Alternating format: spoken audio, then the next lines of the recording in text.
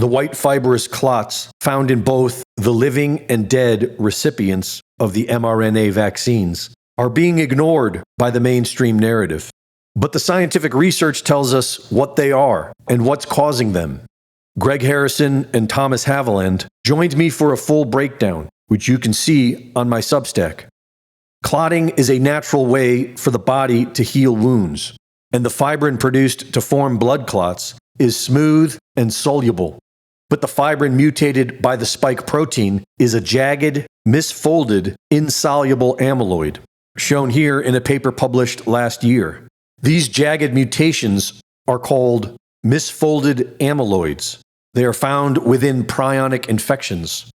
Peer-reviewed research shows this all starts with microclotting.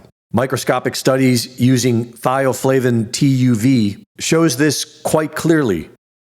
And Raman spectroscopy has confirmed this by identifying their distinct signatures. These microclots then begin to align laterally, forming into the large white fibrous clots. And it would be difficult for anyone to claim that this is an accident. The spike protein is made up of different fragments, some of which, mostly spike 601, are known to cause this clotting. Proline, which is added to the spike protein, is a kinker protein, meaning it causes the misfolding we see in the clots. When analyzed for amino acids, proline is the most prevalent one found in the clots. A paper published in October of 2021 shows it was understood that SARS-CoV-2 spike induces structurally abnormal blood clots caused by the fibrinogen beta chain.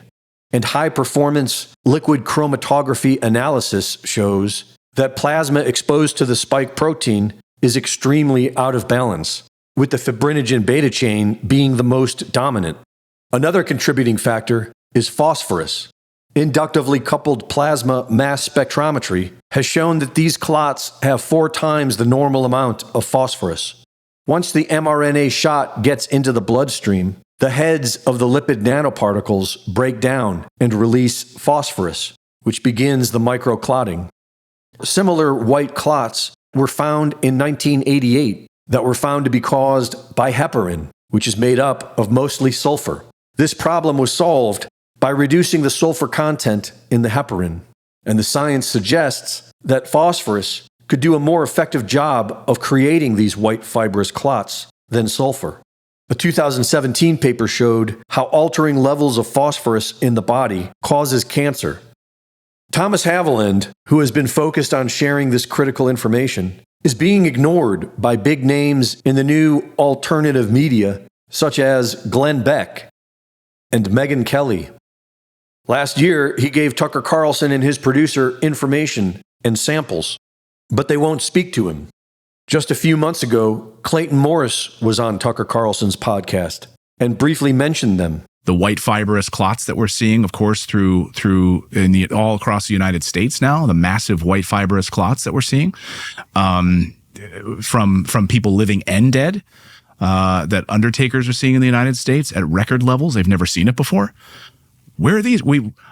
I've been an undertaker for 40 years. I've never once seen these massive white fibrous clots that seem to have begun in the past few years as a result of something. Maybe we could look into that. Just a suggestion. No. But we won't look into it, I'm sure. Greg Reese reporting.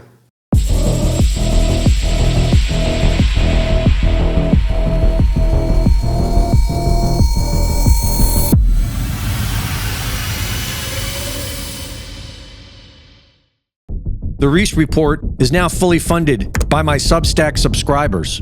Subscribe today and support my work at gregreese.substack.com.